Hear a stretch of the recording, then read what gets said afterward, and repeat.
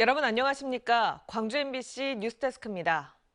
광주 아이파크 붕괴 사고 현장에서는 실종자를 발견한 고층부를 중심으로 구조 작업이 계속 이어지고 있습니다. 24시간 수색 작업이 한창인 현장에 취재 기자 나가 있습니다. 우종훈 기자, 지금 구조 수색이 어떻게 진행되고 있습니까? 네, 날은 어두워졌지만 구조 작업은 계속되고 있습니다. 구조대원들은 실종자가 발견된 27층을 중심으로 수색 작업을 계속하고 있습니다. 하지만 27층 바닥에 균열이 있어 잔해물을 치우는 데만 해도 상당한 시간이 소요될 것으로 보입니다. 같은 이유로 중장비도 투입할 수 없기 때문에 실제 구조까지는 상당한 시간이 걸릴 것으로 예상됩니다. 27층 하부에서 천정을 향해서 작업하는 방법이 아니고 일개층 위에의 코어 부분의 측벽을 좀 뚫어서 실종자가 발견된 장소는 27층 2호 세대의 안방 쪽입니다. 첫 번째 실종자를 찾아냈던 인명구조견 소배기가 어제 오후 27층 안쪽 석고벽을 향해 강한 반응을 보였고 이후 내시경 카메라를 넣어 수색한 결과 혈흔과 작업복이 발견됐습니다. 오늘은 실종자의 신체 일부도 확인됐습니다. 하지만 내부 영상에서 확인할 수 있듯이 27층은 1, 2호 세대가 완전히 붕괴되면서 벽돌과 잔해, 철근, 소방호스 등이 쌓여 있어 발 디딜 곳조차 없을 정도입니다. 그러다 보니 구조당국은 손으로 잔해를 치우며 진입로를 확보하고 있습니다. 실종자 가족들은 28층에서 34층에 걸쳐 있었던 실종자들의 최종 작업 위치를 고려할 때 이 부근에 다른 실종자들도 있을 것으로 보고 있습니다. 구조당국은 또 구조대원들의 안전을 확보하고 잔재물 처리를 원활하게 하기 위한 지지대 작업을 오늘까지 마무리한다는 계획입니다. 내일은 외벽을 와이어로 보강하는 작업과 필요한 자재를 상층부로 올릴 리프트 설치에 들어갈 예정이어서 작업의 속도를 낼 수 있을 것으로 기대됩니다. 지금까지 광주 아이파크 붕괴 사고 현장에서 MBC 뉴스 우종훈입니다. 화정동 아이파크 아파트 붕괴 사고로 현대산업개발에 대한 처벌을 요구하는 목소리가 커지고 있습니다. 내일부터는 중대재해처벌법이 시행되는데요. 이 법 적용에 따라 앞으로 현장에서 중대재해가 발생할 경우 사업주와 경영 책임자도 처벌을 받게 됩니다. 이에 대해 노동계와 재계 입장이 다소 엇갈리고 있지만 건설 현장의 안전 불감증을 어느 정도 줄일 수 있었는 데는 이견이 없습니다. 김영찬 기자입니다. 17명의 사상자를 낸 지난해 학동 참사 때도 1명이 숨지고 5명이 실종된 유례없는 이번 아파트 붕괴 사고 때도 건설사인 현대산업개발은 처벌받지 않습니다. 형사처벌을 받은 건 현장 소장 등 하청업체의 몫이었습니다. 사업주에 대한 처벌 규정이 없어서인데 내일부터는 중대재해처벌법이 시행돼 기업주나 경영자도 처벌할 수 있게 됐습니다. 1호 사업장이 되지 않기 위해서 사업장의 문을 닫고 있다고 하는데 이것이 능사가 아닙니다. 문제는 우리가 산업의 재해를 예방하는데 지난 4년 동안 각종 공사 현장에서 산업재해로 숨진 노동자는 해마다 8,900명. 하루에 2명 이상이 산업재해로 목숨을 잃고 있습니다. 노동계는 늦었지만 중대재해처벌법 시행을 반기고 있습니다. 원청업체의 책임을 강화하는 등 산업 현장의 고질적인 안전 불감증을 어느 정도 해소해 줄 것으로 기대하고 있습니다. 이런 상황들이 많이 발생할 걸로 예상이 되기 때문에 이것은 무조건 더 강화돼야 될 이런 법이라고 이제 여겨집니다. 건설업계 등 재계는 그러나 최대 징역 7년까지 경영자 책임을 묻는 건 너무 과도하다며 볼멘 소리를 하고 있습니다. 관리를 하면서 지금 사고가 나는 거 아니겠습니까? 네.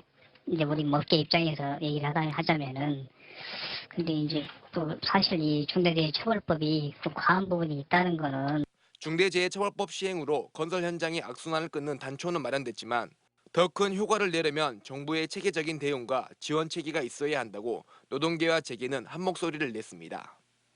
법 시행을 하루 앞둔 오늘도 광주 광산구의 건설 현장에서는 노동자가 굴삭기에 깔려 숨졌습니다. MBC 뉴스 김영창입니다. 오미크론에 대응하는 새로운 방역 체계가 시행된 첫날, 광주 전남의 하루 확진자가 682명으로 역대 최대치를 기록했습니다. 지난해 말부터 오미크론 감염자가 나오면서 확진자가 가파르게 증가하는 모양새입니다. 양정은 기자가 보도합니다. 26일 기준 광주 전남 지역의 코로나19 신규 확진자는 682명. 새해 첫날 135명을 기록한 이후 거의 매일 역대 최고치 기록을 갈아치우고 있습니다. 광주에서는 전날 동구의 한 요양병원에서 44명이 추가 확진되는 등 감염병 취약지대에서 확진이 지속되고 있습니다. 전남 역시 코로나19 확산세가 심상치 않습니다. 목포에서는 어선에서 선원 14명이 집단 감염되는 등 72명의 확진자가 발생했습니다. 이번 주 들어 전남 동부권에서도 확진자가 쏟아지고 있습니다. 방역당국은 설 명절 연휴 기간 동안 코로나19가 더 확산될 우려가 크다며 전도민 긴급 멈춤 운동을 호소했습니다. 고향 방문을 자제해 주시고 불가피하게 고향 방문을 하게 된다면 도내 KTX 역 앞에 설치된 임시검사소에서 신속 항원 검사를 받아주시고 코로나19 확산세가 이어지고 있는 가운데 광주 전남은 오미크론에 대응한 새로운 방역 체계로 전환됐습니다. 시민들은 자가검사 키트를 통해 직접 검체를 채취하기도 하고 의료진의 도움을 받기도 합니다. 조금 더 넣을게요. 더 넣으셔야 돼. 아니요, 더 넣어야 돼. 자가검사 키트 검사 도입으로 검사 결과는 15분 만에 확인할 수 있습니다. 많은 시민들의 불편함도 있었겠지만 또 여러 각도로 저희가 활용을 해가지고 검사를 다양하게 또 시민들이 빨리 검사할 수 있는 방법을 저희가 선택하게 되었습니다. 오미크론 검출률이 82.3%로 전국에서 가장 높은 광주 전남. 방역당국은 시설형 재택치료공간 등 감염병 전담병상을 대폭 늘려 급증하는 확진자에 대응하기로 했습니다. MBC 뉴스 양정은입니다. 오미크론 변이가 급속히 퍼지고 있는 광주 전남에 자가 진단 키트 9만 6천 개가 우선 공급됐습니다. 방역당국에 따르면 오늘부터 새로운 진단 체계가 도입된 광주 전남에 방역대책본부가 자가 진단 키트 9만 6천 명분을 공급했습니다. 또 공급된 물량이 하루 검사 인원에 비해 부족하다고 판단될 경우 광주 선별진료소 한 곳에 14,000개씩을 추가로 공급하기로 했습니다. 한편 오늘 오후 6시 기준 광주에서는 342명, 전남에서는 154명이 추가로 코로나19 확진 판정을 받았습니다.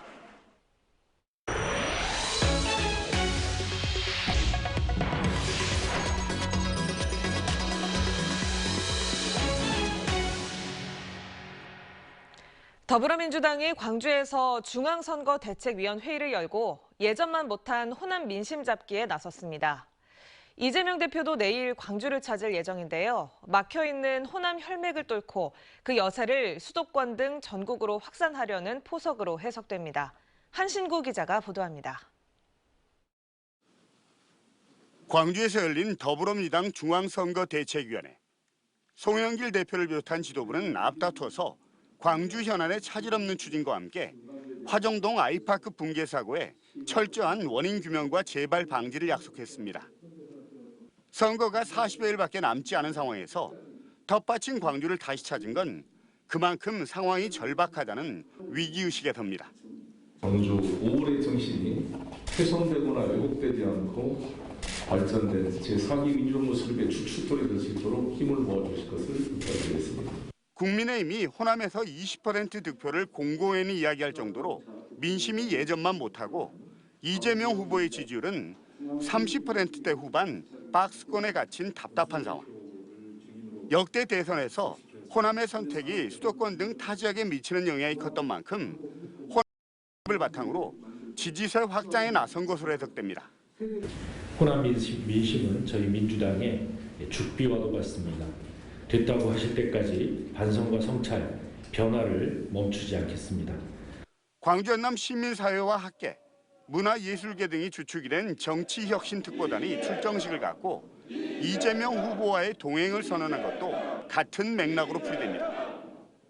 이재명 후보 역시 국민내각, 통합정부 구상을 밝히고 내일 이낙연 전 대표와 함께 광주를 또다시 찾기로 한 것도 호남에서부터 반전의 실마리를 찾겠다는 절실함의 표현으로 읽히고 있습니다.